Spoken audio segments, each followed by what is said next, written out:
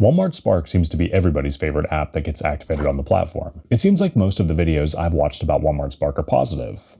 Hell, I've even made one or two of them. I am several months into driving for Spark, and the honeymoon phase has definitely ended. I never thought that I would find an app that has more issues than DoorDash, but here we are.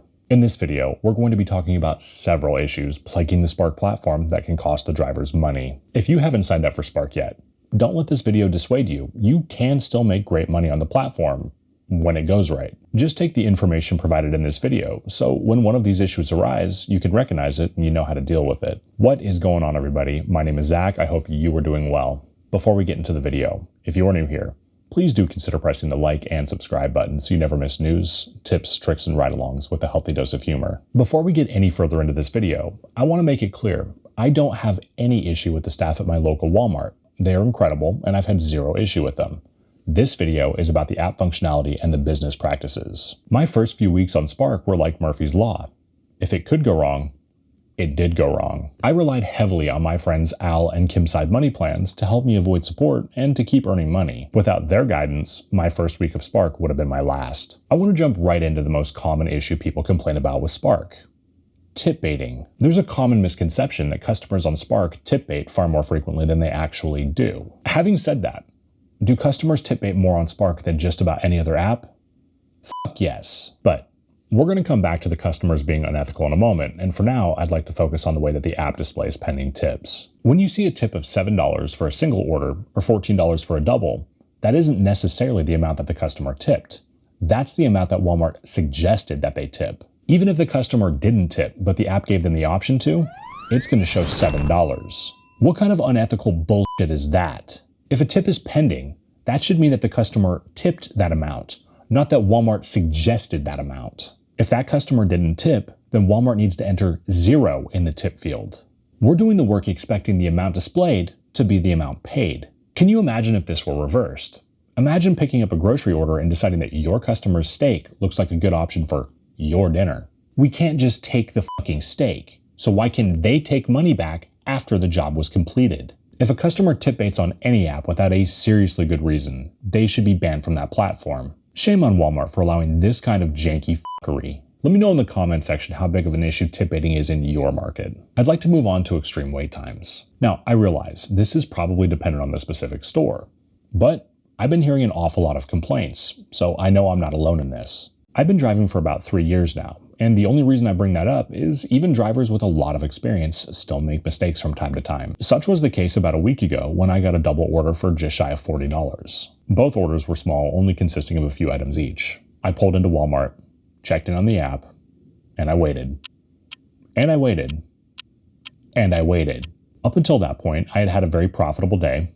I was in a good mood, and this was going to be my last order of the day, so I wasn't particularly in a rush. After about 30 minutes of waiting, an employee came up to the car and asked me who I was there for, so I gave her both of the customers' names. Long story short, I'm embarrassed to admit that I waited an hour and a half for that order. Now, before you beat me up in the comment section, once I hit 30 minutes, I felt like I was committed, as the $3 fucking that they would give me for an excessive wait is insulting. It is worth noting that the app will let you change your parking spot number. If you get confirmation from a store employee that it's going to be quite a wait, consider turning on another app and doing an order or two while they're processing your order. You can keep earning money that way.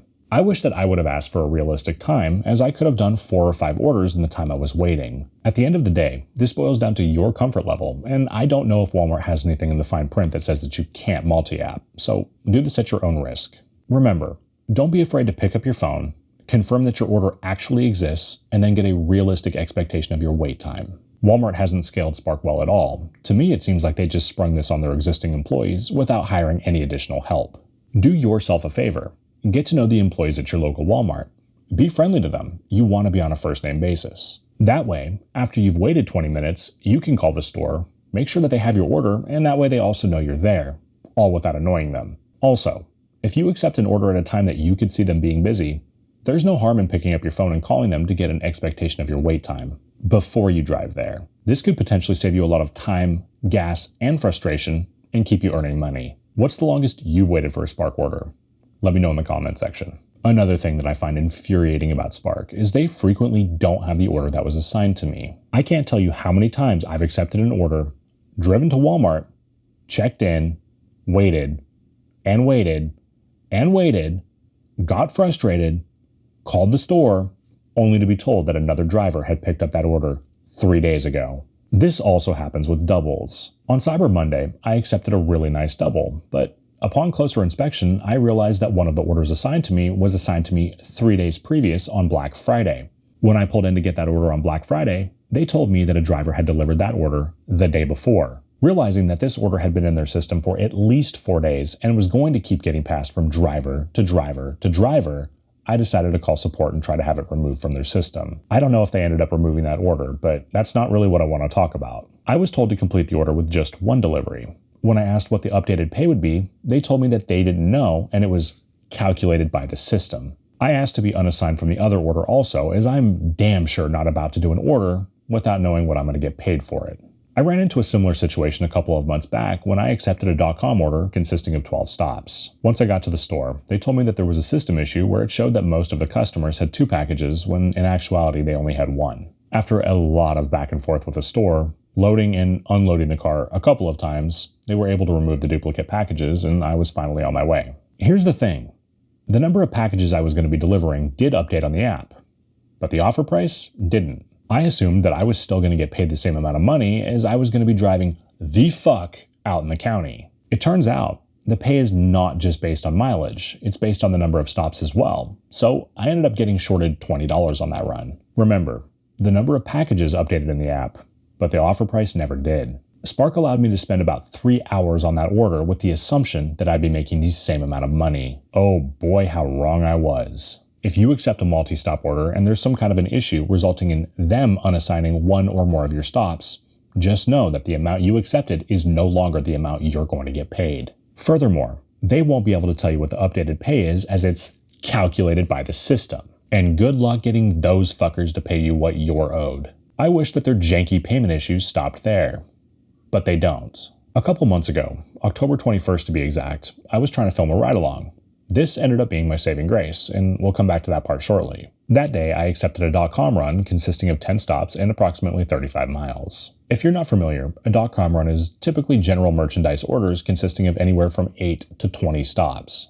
These can be really great orders, or they can be really shitty depending on a few factors. Due to a lack of good orders that day, I accepted that order, which was mediocre at best. After completing this run, about 3 hours later, I checked my daily earnings only to realize that Walmart had shorted me $3.12. I was pretty confused as .com orders never have tips on them, so that couldn't have been the discrepancy. When you complete a .com order, all of the money that you're supposed to earn should immediately show up in your balance. So I started thinking to myself, am I crazy? Did I see the pay wrong? What's going on here? Then I remembered that I started that day with the intent of filming a ride-along, and I had a screenshot. Now, was it really worth my time to call support over $3?